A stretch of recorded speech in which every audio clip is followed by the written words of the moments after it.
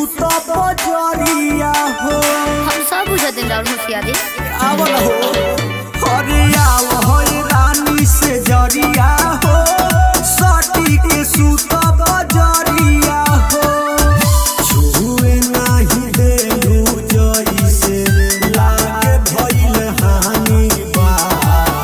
छुए नाही दे जइसे लागे भइल हानि बा।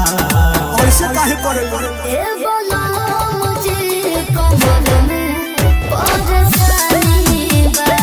ये कैसे हो गई? ओ बेकार हुए के दर्द के निशानी बा। ए बोला मुझे कमल में परेशानी बा। कलम दर्द हरे Music said Rakesh.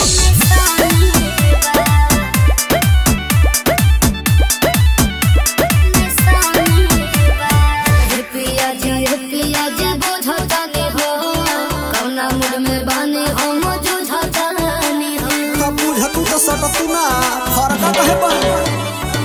पिया जी बुझतानी हो कौना मूड में बानी हम जुझतानी हो। सुनो हट बुझ मजबूरिया हमार धनिया काहे खातिर मिलल बाजवनिया। अपने मरद से हो गया न कहानी बा। अपने मरद से हो गया न कहानी बा। ए बोलो मुझे कमल में परेशानी बा। काहे ओ बेकार हुए के दर्द के निशानी बा। ए बोलो मुझे कमल में परेशानी बा। सब खेला बुझ तनी करे जा। निशानी बा। निशानी बा।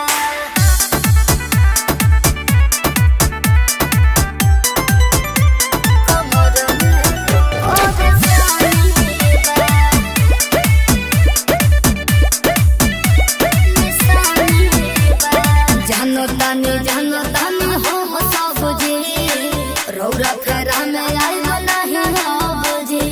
हम सब बुझा दिन राउर होशियारी पूछ नहीं तू बुझ। जानो तानी